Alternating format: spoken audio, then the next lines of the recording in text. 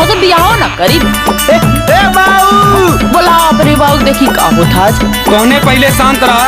ए प्रधान जी आयल बाटन ने, प्रधान जी समझाइए, प्रधान जी फरियाइए, पहले चुप। हाँ हाँ प्रधान है फरिये हैं। ए चिथरुआ चलते बताओ का भैल।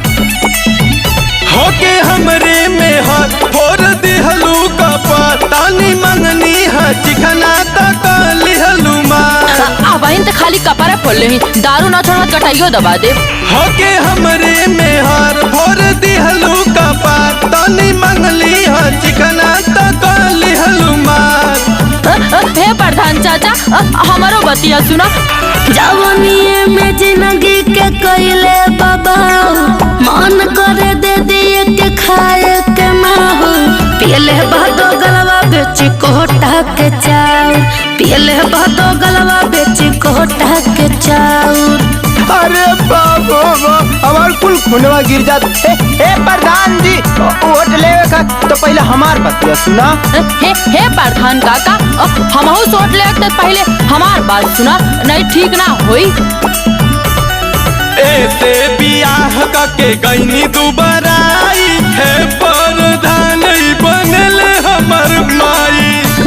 चलाई लोला अब कुछ देव लोढ़ा से लौड़ू फूटे। हाँ दे तो के कवन घरिया है मुआनो तो हर जरे जाय पगरिया है मुआनो।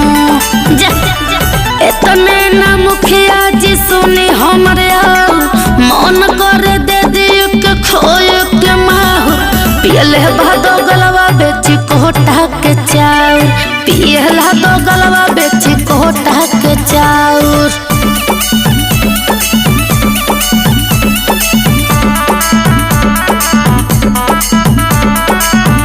अरे बाबो बा ये हमेशा मारे काटे के बात करेली। प्रधान जी तू ही कौन उपाय करा।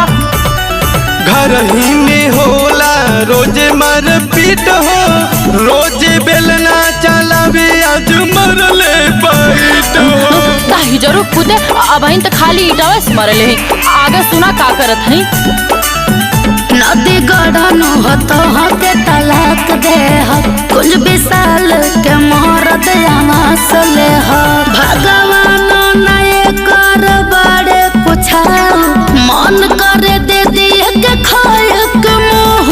पियले भादो गलवा बेची कोटा के चाउर, पियला दो गलवा बेची कोटा के चाउर। अच्छा तो हने पहले शांत हो जा। इस सारी गलती चिथरुआ बा। अरे चिथरुआ जाके अपने मेहरारू का बारे पहले हाथ रख के कसम खो का हाथ ही जो। हाँ ठीक है प्रधान जी। हे चिथुराइन तार कसम अब हम कोटक चाउर ना बेचब।